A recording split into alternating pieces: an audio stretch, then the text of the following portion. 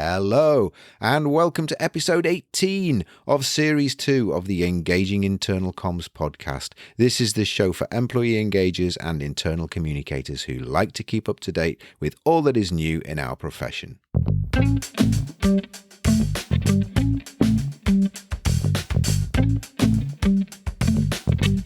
My name's Craig Smith from The Big Picture People.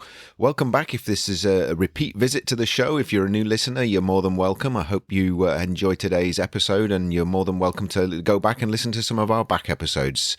We have plenty of those on our website, which is engagingic.com, and you can also find them via your podcast platform of choice. So coming up in a fortnight, I have another interview for you, and this time it's with Farah Ekaroth, who is from EY, Ernst Young, and she's going to be telling us all about some of the great work they've been doing there around employer branding and how that's linking in with their employee engagement, well-being, and all sorts of other campaigns that they've got going on in the business at the moment, which are really interesting. And I think anybody who's working in internal comms, employee engagement, will find it quite interesting to hear what's going on there. And that is also our anniversary episode. It'll be a year since we started the podcast. I'm not planning on doing anything outlandish. It's been a tough year for everyone, but it's going to be our anniversary. So really proud that we've got a year's worth of episodes now under our belt. And then a fortnight after that, on the 6th of July, I have an interview with Jen Grogono, who is from U Studio. And this is a second in our series of episodes there where we're looking at podcasting and audio. So we're looking at internal podcasts and audio as a potential channel that you might want to use within your organization. In the last episode, I spoke to Matthew McLean, and he gave us some ideas about how you could create an internal podcast. And we're going to be looking more at more at podcasting and audio as a channel, as an internal comms channel, in the episode on the 6th of July. So that's the episode after the next one. Remember, we're now on a fortnightly pattern for the shows, just in case you're wondering why it's not in your podcast stream every week. So before we get on to today's interview, just a couple of things that we've got coming up that you might be interested in. I mentioned one of these in the last episode. On the 17th of June, at 3 p.m. UK time, we are running another one of our webinars. This time it is about actually comms in health and safety context. So we're going to be running a session there on how you can transform your health and safety communications within your organization. So if any of you work in internal comms and are leaning heavily into health and safety, or if you have colleagues who are in health and safety and you're looking to maybe support them with their communication activities and any training that they're doing, perhaps to make that a bit more exciting and invigorating, then you might be interested in sharing this with them. So that's on the 17th of June. Both of these events that I'm talking about here, you can find via our events page on our website. So if you go to thebigpicturepeople.co.uk, you will find on the events tab, you will find all of these events listed there, and you can book directly from them or get some more information. So that's on the 17th of June. That's transforming health and safety communication and training. And then on the 8th of July, we're also running another webinar, which is called Helping Employees Understand Your Organization's Big Picture. And that's all about helping, particularly relevant at the moment as we're coming hopefully out of the pandemic, and we're looking to maybe reconnect our people to our vision, mission, values, all of those things. And maybe there's been a change to some of those as well during the pandemic, and a change in people's expectations. We're going to be sharing some ideas about how you can help your employees to understand that big picture of your organization, because as we probably know, a lot of leaders, managers find it quite difficult sometimes to articulate that because it's quite complicated and there's lots of moving parts. So I think you'll find that interesting. So that's on the 8th of July, and that's 2021, of course, both of these 2021 if you're listening sometime in the future. And again, that's at 3 p.m. UK time. And again, you can find all of the details and booking information for that on our website, the bigpicturepeople.co.uk. And if you go to our events tab, you'll find both of those events listed with more information. There's a little video there telling a little bit more about them as well, and you can book with them directly there. An area we've covered on the podcast a number of times now, and surprisingly, is employee engagement. It is after all, it is the engaging internal comms podcast. But what I wanted to do today, in today's interview anyway, was have a look at what is the role of leadership in employee engagement. So what do we need from our leaders within the organization in order to drive employee engagement? What are some of the key roles of that our leaders fulfill when it comes to creating a culture of employee engagement, but also what do we need to do from their own perspective? What do they need to do from a perspective of thinking about their own role within that, and how do they need to relate their behavior, their language in order to build that culture of engagement? So that's what we're looking at today, is how can we build an engagement within our organization, a high level of employee engagement through leadership. Now, one thing that's mentioned towards the end of the podcast, because you may be thinking, well, I'm not in a leadership position, and you may be, but regardless of where you fit into the hierarchy of your organization, you are leading something. You are leading an agenda, you're leading a program, you are leading a small team, or maybe you're just leading the area of work that you're focused on. So all of the things that we're talking about today apply to anyone within an organization who is responsible for delivering something. So if you're delivering something, you are leading on that. So all of the things that we talk about in the interview are relevant to you regardless of where you fit into the hierarchy. And as you'll hear towards the end of the interview, we have a role as trusted advisors, as internal consultants, as the people who deliver the employee engagement and internal comms agenda within our organizations to demonstrate the type of leadership that we want ourselves as well within the organization. So I think all of what we're talking about today is not just the preserve of those people who have senior leader in their title, or VP or whatever. This applies to anyone who is leading any sort of agenda or program or project. So I hope you find that all of the points relevant, and I think you'll find it a really interesting conversation that I had with my interviewee. So my guest today is Paula Leach. Paula is the founder and executive coach at Vantage Points Consulting.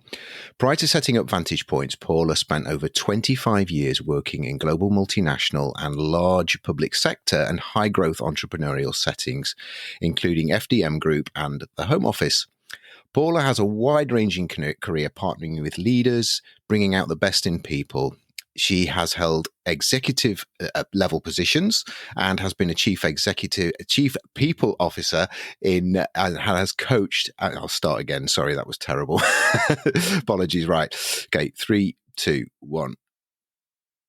My interviewee today is Paula Leach. Paula is the founder and executive coach at I'm sorry. I'm not normally this bad. I don't know. I think it's because it's in the afternoon. I normally do them in the morning. Right. Sorry, Paula. Very unprofessional. 2 seconds. 3, 2, 1. My interviewee today is Paula Leach. Paula is founder and executive coach at Vantage Points Consulting. Prior to setting up Vantage Points, Paula has spent over 25 years working in global multinational, large and complex public sector settings, including FDM Group and the Home Office. Paula has a wide-ranging career partnering with leaders to bring out the best in their people. She's held executive positions herself and was also Chief People Officer, who has coached, advised, and mentored at the very highest levels. Paula is also the author of Vantage Points, How to Create a Culture Where Employees Thrive. Okay, Paula, how are you today? I'm really good, Craig. Thank you so much. It's lovely to be here with you. Thank you very much. And remind me, Paula, whereabouts in the world are you? Because our interviewees come from all over the world, and I know you're in the UK, but whereabouts in the UK are you? Yep, I'm in southeast London. It's actually sunny southeast London on the day that we're speaking, and yes, in a town called Orpington, just on the border of the countryside in Greater London. Fantastic. Excellent. So I mentioned about Vantage Points there, about the business. So tell us a little bit about Vantage Points, what you do, some of the clients that you're working with, and also the name Vantage Points. I think it's a name that naturally begs the question. That's a really interesting name. Yeah, sure. Well, I'll start with the name actually, because then Mm, it kind of probably leads on to the premise of what I'm passionate about doing. mm, So, Vantage Points is the name of the business. It is also, you will have noticed the eagle-eyed among you. It's also the name of my book. mm, Um, and in the book, and I'm sure we'll explore this a little bit, it has a particular meaning.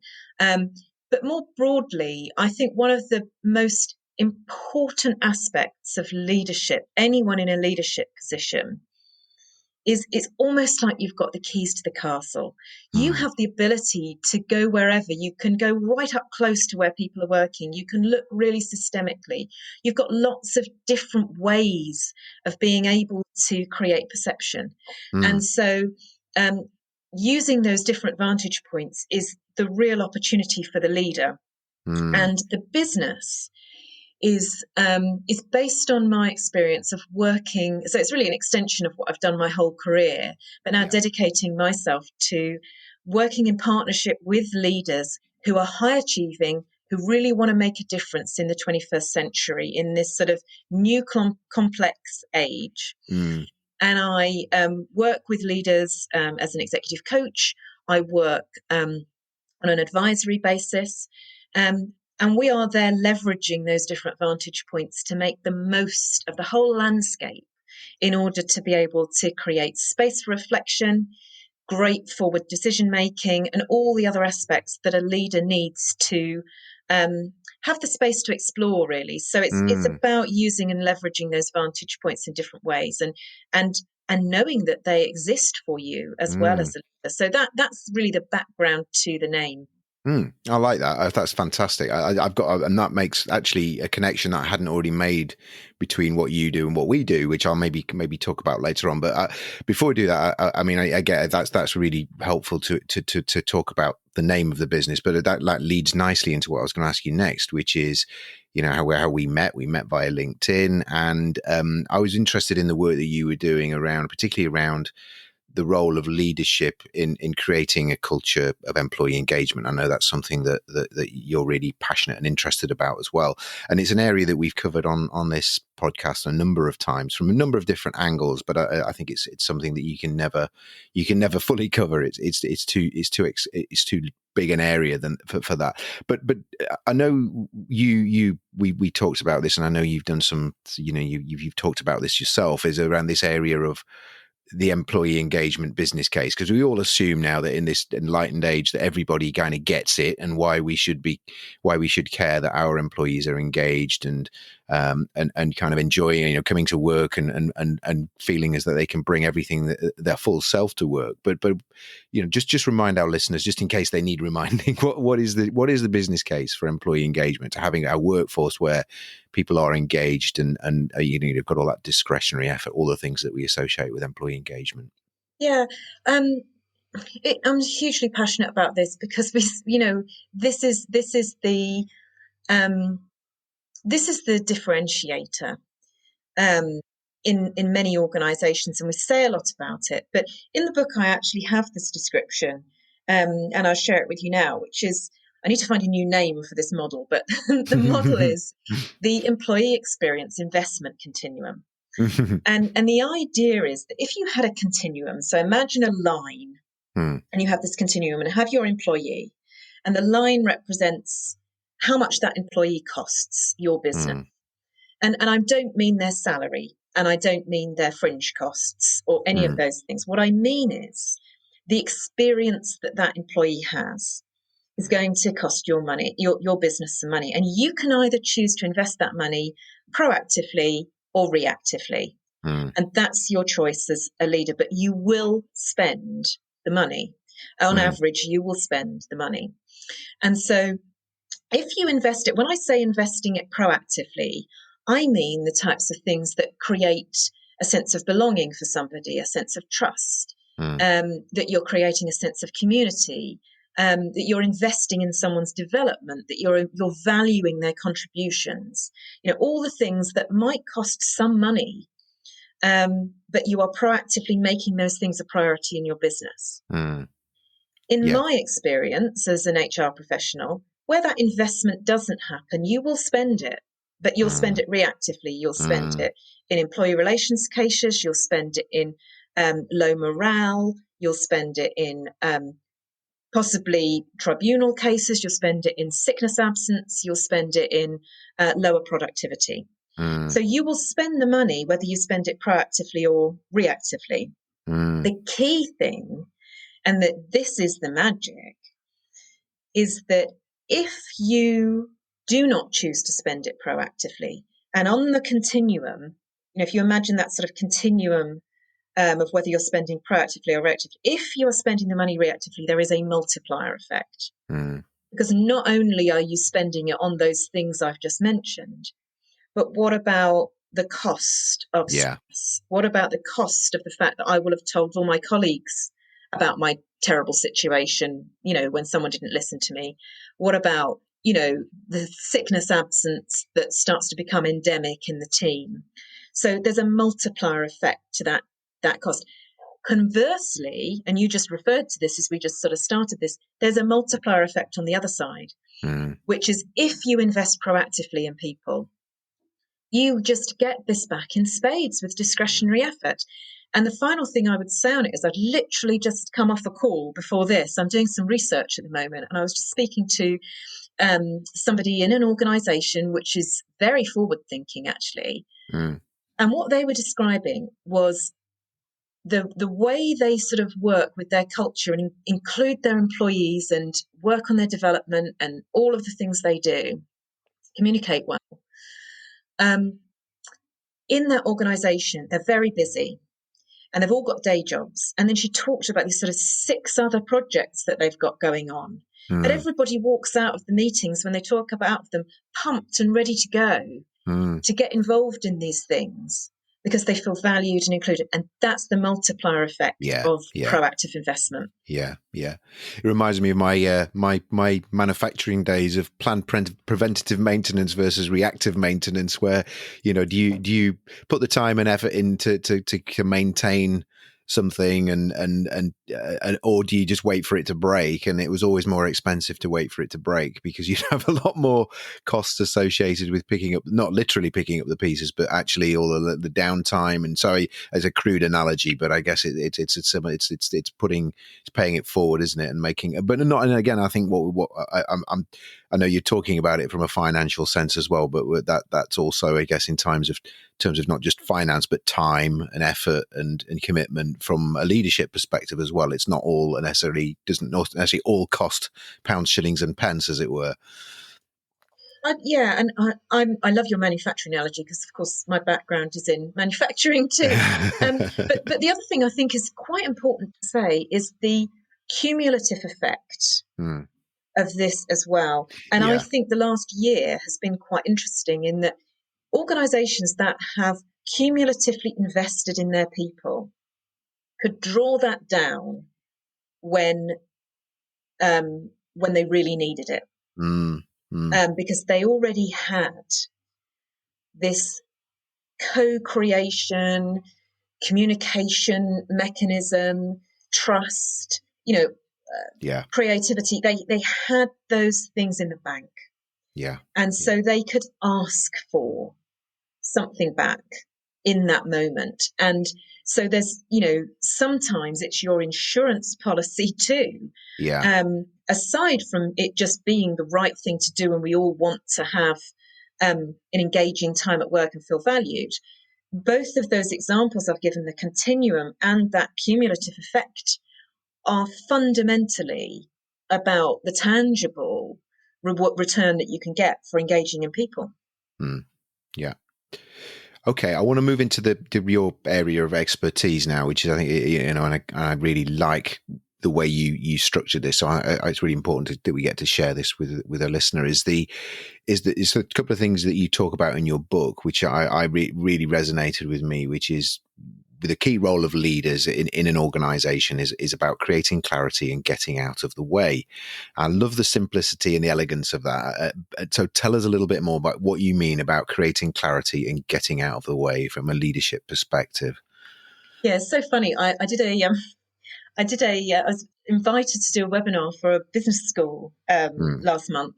on the book, and they said, oh, come and talk about the book. And I thought, oh gosh, I'm now going to go and talk to this amazing group of people at business school about something which sounds really, really simple. And I had my moment around it, but in actual fact, I stand by it hugely, because the greatest skill of anyone in leadership is to take what is complex and actually create some more simplicity from it, because then you can take action and you're not swimming around in the complexity, you're able to rise above it. So the book, the premise of the book is based on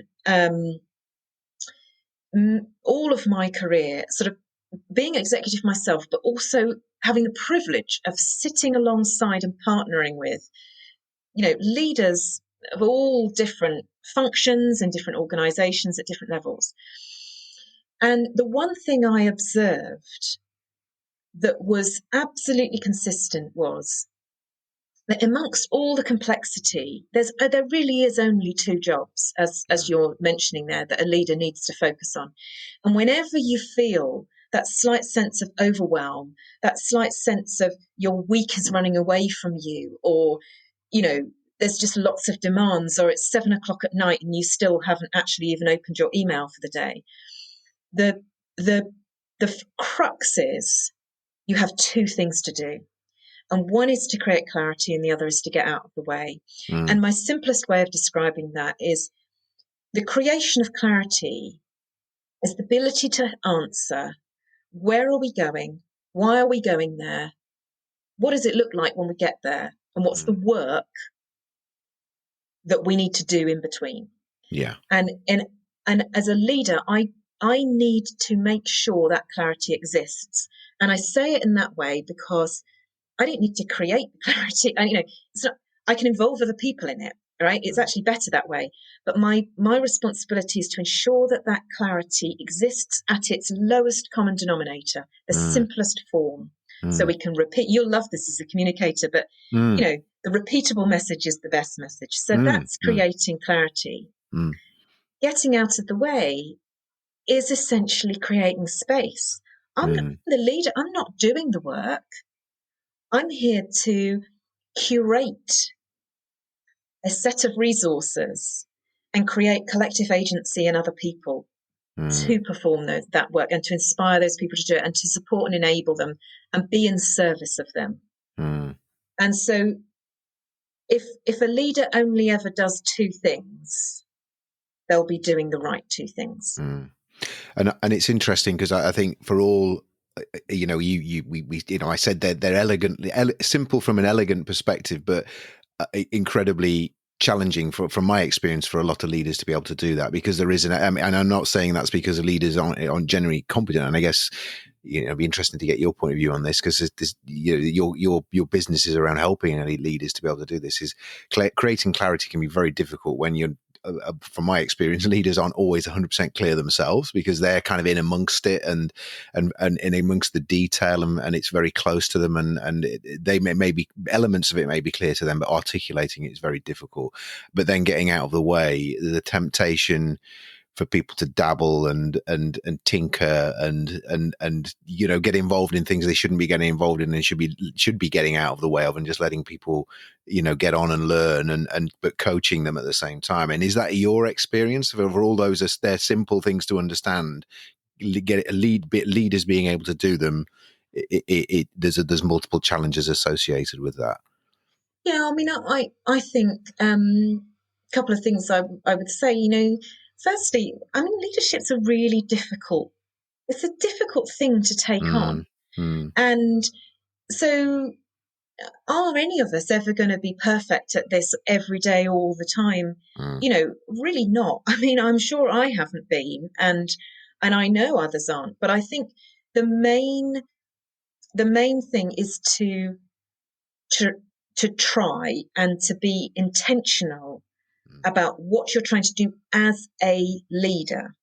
And that brings me on to the second point, which is it's about mindset, really, which is what comes first. So if being a leader comes first, and I always think about this as being a leader in the world, not my job, but being a leader in the world. if being a leader comes first, then I can actually reach for those things, those two jobs a lot easier than if what comes first is I need to do this job and then I'll kind of do the leadership stuff around it. And I've got quite a good diagram. I put quite a lot of little pictures on my Instagram account. And there's one I'm actually writing that'll go up next week, so it'll be up before the podcast comes out. And it is actually about, if you've got a bullseye and then the work around the side, if you're a leader, you've got to take your leadership responsibility first. Because that is the job that you're doing. And I think many people sort of fall into leadership a little bit. I don't mean that as disrespectfully at all. I think many people are accidental leaders. It's the only way to progress your career, to get recognition, to build status, to create influence in most structures and organizations. Yeah. But how deeply have people really thought about the actual job of leadership versus the next level up job of what they were doing before? And that's actually the reason why I wrote the book. I think it's interesting because one of the things I come across and find quite often, and it's very rare you will find someone in a leadership position who hasn't got some sort of technical level of a deep level of understanding of what what it is that the people they are leading do. Now, I don't get me wrong. I think yes, that there are massively good reasons why that's the case, but also I also think at times it can be a liability. And I interviewed someone recently, Anna Kilmurray, which will be an interview that's will go out. It's not gone out yet, but it will be going out before your episode goes out. And Anna was a marketeer who'd moved into a chief people officer role, and I was really interested because chief people officers, tends to be will be people who've kind of worked their way up through HRBP roles, and she hadn't got any kind of necessarily got any people leadership or people kind of HR experience, but she'd been put into this role as a marketeer, and I thought it was really interesting, and also I think what she brought to that role was a different mindset and a different way of doing things, but also she was very clear on her role as a leader in that, because she recognized that from a technical perspective, the people who are working for her will have more technical experience. And I always think it's interesting how many organizations, and particularly in certain sectors, you can only get into a leadership role if you kind of know everything inside the business technically, which as you've just said there, I mean, I'm interested to get your point of view, is sometimes works against being a good leader, because you do have a tendency to get stuck into the detail and not let people get on with it themselves. I mean, what is that your experience as well? Completely. I mean, I would say in the main three organizations I've spent my career, each organization has had a dominant technical specialism, whether it's engineering or whether it's policy making or whether it's sales or whatever it might be. And that dominant that dominant sort of technical capability would be associated usually with the core competence of the business. And so, you do then find that tends to be the prevailing skill set that's valued. And so often there will be people who will find their way up through leadership ranks based on that technical specialism. But the issue is there's, if you imagine a graph with, sort of leadership level along the horizontal axes and time spent on your technical specialism on the vertical axes, with more being at the top, it's an ever decreasing line, because the more senior you get in leadership, the less you have to do with your technical discipline, and it can be a problem. And it, what's really interesting, it's just about knowing yourself, I think, as a leader, and this is the fundamental work of leaders, is self-awareness. It's the absolute cornerstone. Any leader, and it's a continuous practice, we never finish, just constantly working on really knowing yourself. Because if you know, why would we want someone to take away their passion for their, the thing that they love, the thing that launched their career? It's the thing they chose, right? Whether it was marketing or whether it's sales or whether it's, chemistry, or I Yeah, don't know what it yeah, might yeah. be. That's the thing you chose. You didn't necessarily choose leadership. No. You chose to have more influence in your technical field. However, usually as people go up through an organization, their responsibility broadens, Mm, and they would end up with responsibility way beyond any technical specialism they will have in their CV. mm, And so then you've got to bear in mind, it's just about understanding your preferences yeah. and noticing when you are playing in your field of preference and how to be more intentional about your broader responsibilities. And I think, as long as we enter into leadership with that as an understanding, if we know we've got like a really nerdy interest in something particularly technical, Mm, it's like anything in life, you have to go and find a way of satisfying that yeah, so that it yeah, doesn't come bubbling out in other parts of your leadership responsibility, really. yeah, yeah.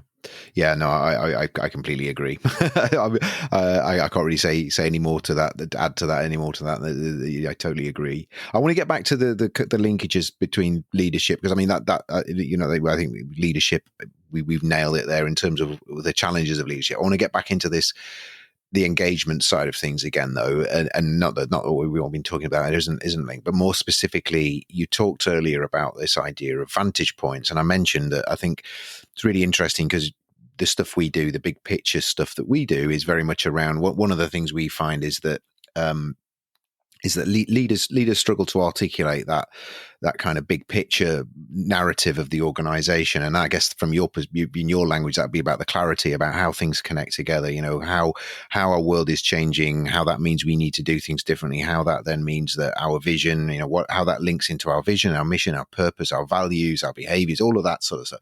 Trying to pull all that together can be really challenging. So we use this kind of big picture perspective, which is, the kind of helicopter view of the organization and the landscape and the kind of the terrain, and helping leaders to be able to articulate that more clearly to their people. But really interestingly, reading through your book and is this idea that there are different vantage points, hence, linking back to the name of your business. And from an engagement perspective, these are really important. So I've got them written down in front of me, but your vantage points. So, do you want to run through those different vantage points and just highlight for us how a leader's mindset from an engagement perspective, or even from a comms perspective, is different when you're when you're operating in those different vantage points? Yeah, absolutely. So in order to explain them, I'm just going to go back a step, Mm, which is that if the responsibility of any leader is to move something from A to B. mm, So if A is today and B is tomorrow, whether that is a standard operation, that you do every day, but it still moves, or whether it's a massive transformation that's going to take 5 years, it doesn't really matter. As a leader, you are moving something from A to B. mm, And in order to do that, you're creating clarity and you're getting out of the way. So they're your two jobs. yeah.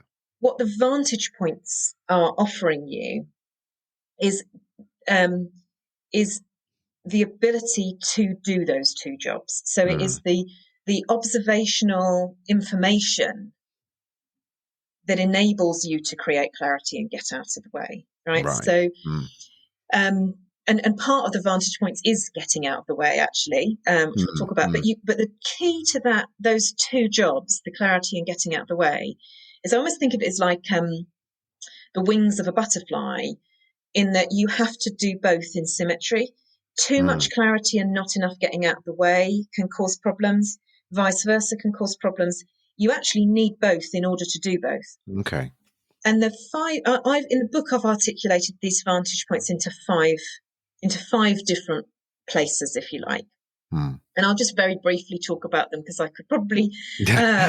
take up far too much time. But the first one is in amongst. Mm. And just imagine, you might remember the TV program that used to be called Back to the Floor, Oh, I where love sort of that. senior I people, it love was a that. brilliant Yeah. program. It Senior, was Undercover the Boss as well, which is another one that I used to really like. Similar it's sort of vein. Yeah. exactly Yeah. that.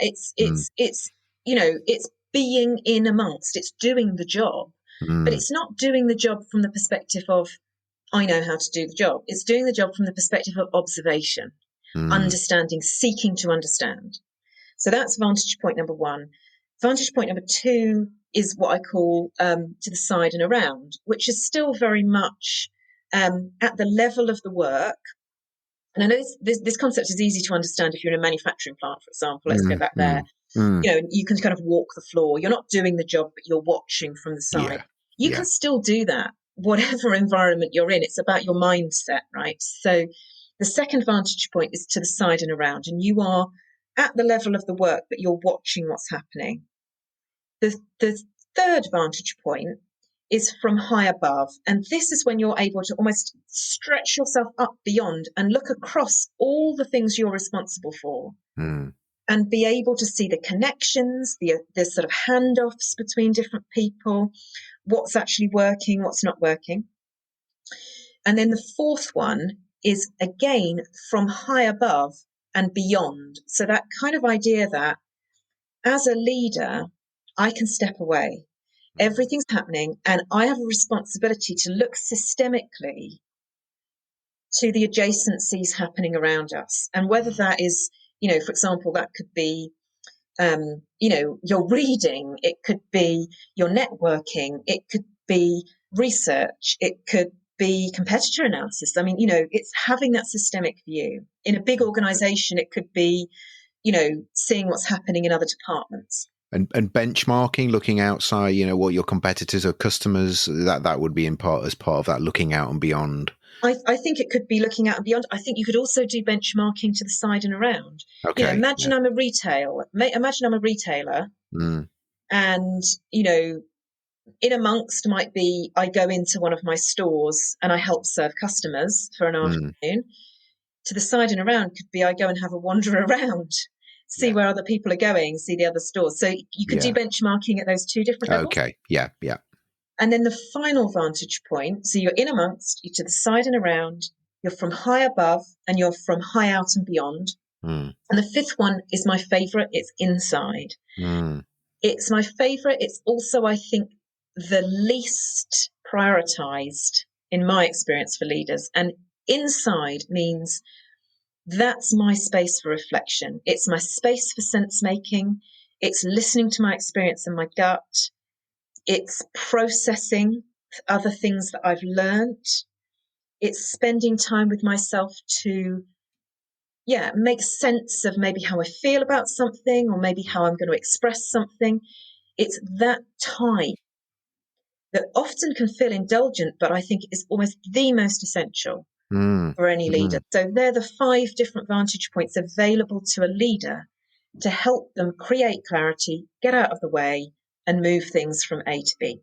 I really like that. And again, it's very easy to, like you say, go back into manufacturing mode. And I remember, the times we were often encouraged to go and, walk in the shoes of the people in the factory at least one day a year and go and, pack boxes on a packing line for 12 hours and realize how, tiring it was, and how your shoulders ached at the end of it and how your feet ached. And so there was that empathetic side of things. And then beside and around was, less hands-on, but walking and chatting and just finding out what people were thinking and feeling. And then, definitely high up and around, I would say that's like when we used to go up on the gantries and you could sort of see the whole operation and where things were working smoothly and where things were snarled up. And then, for me, the high up and looking around was where, we were looking at.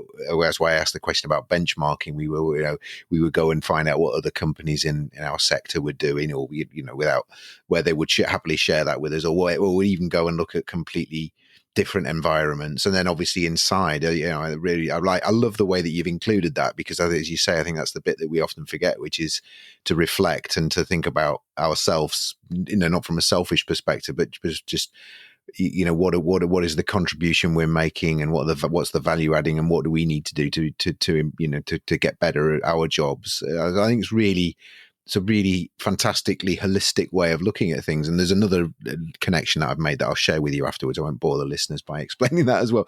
But in terms of, so that's very much from a leadership perspective. I mean, this is a sort of a question you may or may not be able to answer. But lot of people listening to this show may not be in leadership positions, or if they are, they're in a functional leadership role perhaps, and but a lot of people who are listening will be working in a kind of an internal communications or an employee engagement role within their organization. I'm just wondering how they can help leaders to have that awareness of those different perspectives, and how that might feed into their work as a trusted advisor, or as a an internal consultant who's helping leaders to be able to communicate more effectively.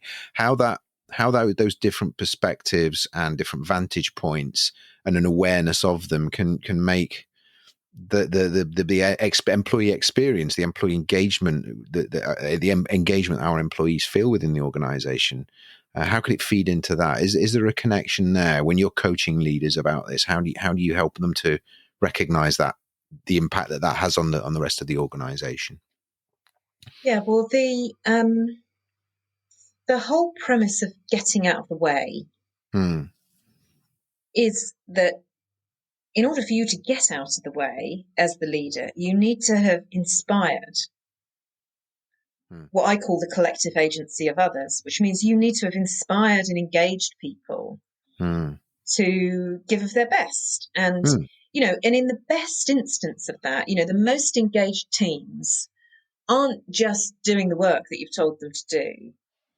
They're problem solving as they go along. They're innovating and creating new solutions. They're collaborating with each other without the need for you.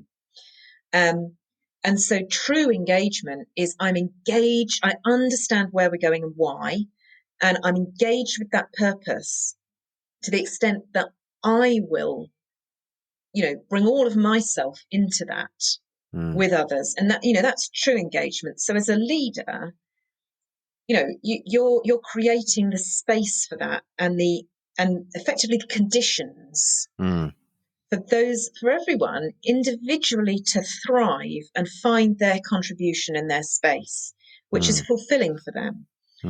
And so that's really the link to engagement. And I think for anyone who isn't in, so what is leadership? I mean, there's leadership positions in an organizational hierarchy, and then there's everyone who is a leader of their own life or a leader in the world. Yeah. Or an aspiring leader in the future. And one of the things that frustrates me so much, and I've been in big organizations, that drives me mad. So I really believe in hierarchy for what it was designed for, which was to organize resources in the pursuit of getting things communicated or getting work done. Hierarchy was is not at its best when it creates power imbalance. Because in actual fact, we're all just doing different jobs with different accountabilities. Yeah.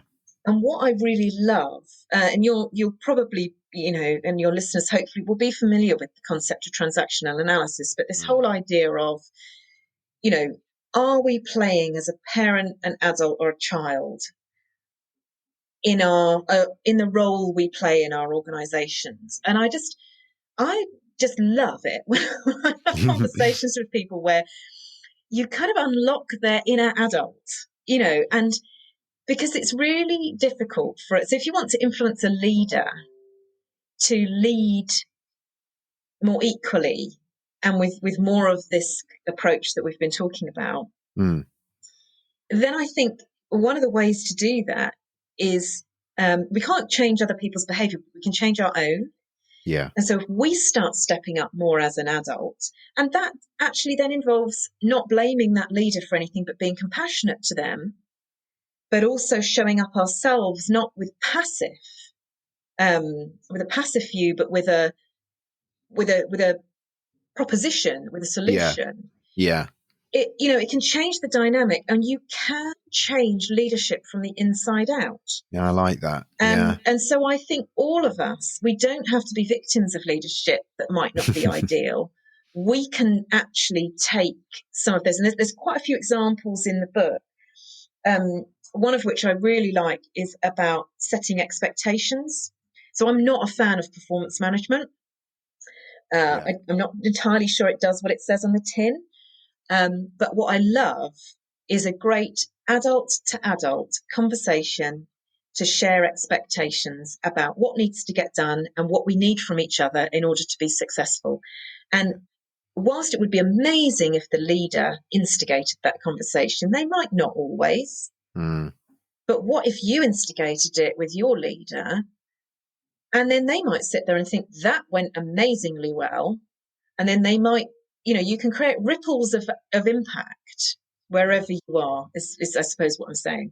Yeah, no, I like that. I like that. Be the change you want to see in others, and that doesn't necessarily mean you are higher up the hierarchy. And I totally agree with you. I think if all of those things that you talked, the vantage points are, you can look at them from any perspective, I guess, can't you? We can all better live or be aware of those vantage points in our work, no matter what we do, and whether that's inverted commas a leadership role, because we are all leaders of something, as you say, because we're all transforming something in the work that we do. So, well, that's been brilliant, and really, I really like the idea that, as I said earlier, we talked about earlier, the simplicity of the idea of create clarity and get out of the way, but then recognizing that with that comes some of those inherent challenges that we talked about. But then I also really, those vantage points, I think I really like the symmetry of them, and it does for me cover off all of those different areas that we need to be aware of, those different perspectives and how they exist within within our organization, and not I think default into just residing in one of them all the time, which I think sometimes happens as well. Anything from you just to summarize on the conversation that we've had, Paula, before I ask you my final question, which I know you know is coming. So Yeah, there's just a couple of things I suppose I would add into what we've already talked about. One is that what I wanted to include towards the back of the book, so it's a very practical book. This book is the sort of like having a coach at your fingertips, really. And so although I explain all these sort of concepts, and there's loads of pictures in the book as well, it's quite illustrative. At the back of the book, there's a section which is a practical toolkit. And there's 12 different tools I outline there, because different things will appeal to different people, to help you as a leader build this way of working into your practice as a leader. And some very, very sort of practical ways of doing that, and some really nice sort of fun things. There's things like the morning commute. There's things like the diary check. There's another one called bespoke design. They've got some funny names. There's one called Angel on Your Shoulder, which I particularly like. Okay. But there's 12 little practical tools at the back, just to sort of think about, how do I take the concept and turn it into what I do? And there's also a little troubleshooting, 5 different questions at the back of the book as well, to help you kind of go, well, hold on a minute, but I'm here or I'm there, and I answer some questions. So that's at the back of the book. And the other thing I would love to share is, in addition to the book as a resource, one of the things I was so keen to do when I set up the business, it's a shared value business. So there's 2 things that I'm doing pro bono. One is that later on this year, I'll be launching the Vantage Points Foundation, which is to support young women and inspire them into the careers that they want to do. So that's coming. But the other thing that's already up and running is a Facebook group called Leadership Space. It's free. Okay. It's for anyone in senior leadership or aspiring to senior leadership to just come and be part of a like-minded group of people. I do micro coaching in there. We put in some kind of thought starters and resources. I mean, I don't use Facebook really, but the groups are great. And so it's called Leadership Space. Okay. You apply to join, but it's just a really nice space, and it's a resource to kind of maybe discuss some of the concepts that people might find interesting from the book. Fantastic. Well, I normally ask this as the last question, but I'll ask this as a penultimate question. I'll change the order slightly. But so normally I ask is, any links that you want me to put into the show notes, or any resources that you'd like to share. So I mean, if you send me the link, we'll put the link in for the Facebook group, so people can go straight to that and then apply to join. I was going to put in your LinkedIn profile because that's usually a good way. That's how I found you.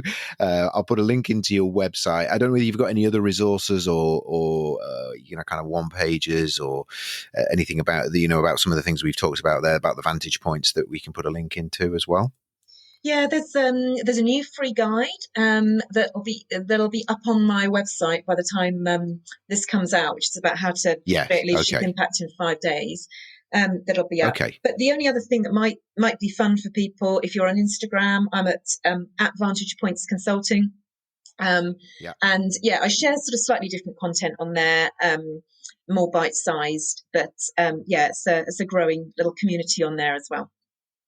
Okay. Well, when we finish the interview, I'll get those links off you, and I'll make sure that they go into the show notes, and just makes it easier for people just to be able to go straight to the link. And So anyway, slight change of order. I'm going to ask you the penultimate question that now, as the final question, which is, as I know you were relishing the thought of this this question, which is I always ask my interviewees at the end, people who know them, quite well, either from a personal, professional basis, a little secret that not everybody, as I say, who even knows you quite well, might not know about Paula, that you're willing to share on publicly with the world on my podcast.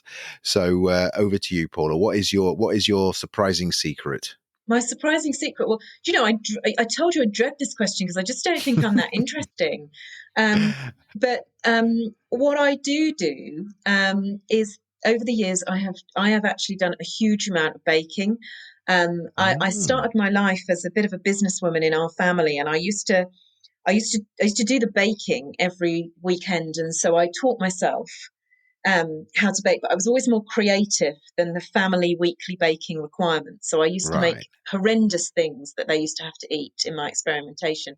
But then I negotiated. I used to leave such a mess that I negotiated an extra 50p each week for doing the washing up afterwards.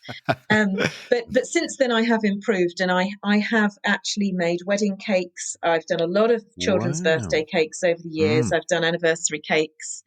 But I can't actually eat cake myself. It doesn't make me very well, but I'm a very, very good baker and sugar crafter.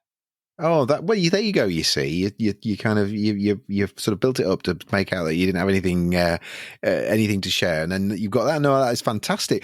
I'm trying to think back. I think this was probably we're getting up for nearly 50 episodes or in 50 interviews on the show now, and I had someone else who and I don't want to kind of speculate on names because I might be allocating, but we had someone else who was really into baking, and my kind of immediate thought was, I bet they're really popular when they were working, because he was in a corporate environment. If you could take lovely cake in every day, how engaged your team would be with, but also maybe it's not maybe a long-term strategy for physical health, but no, brilliant. Oh, you made me quite hungry now, actually. It's just thinking about cake. But what a shame that you can't have like chef's treat as well. That's or baker's treat.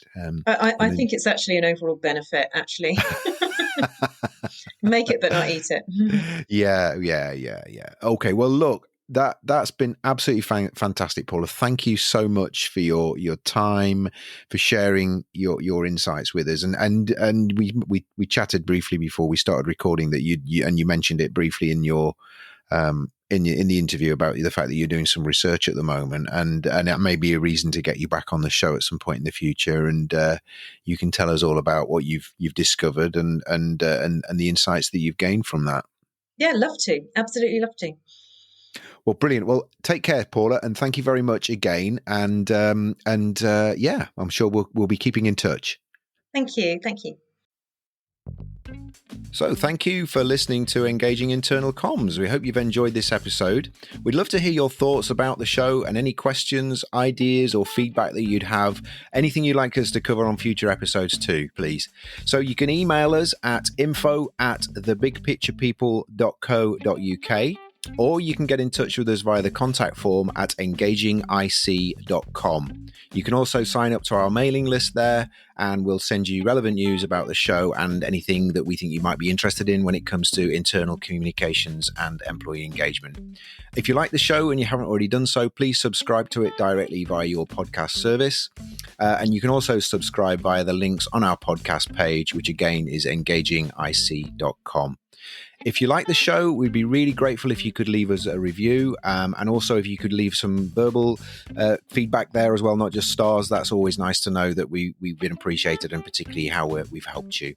If you know anyone else who might like the show or might benefit from it, please tell them, please share it with them. Please share the link to our website, engagingic.com. And that will be great, because we want to grow our community. We want to get as many people involved in the show as possible.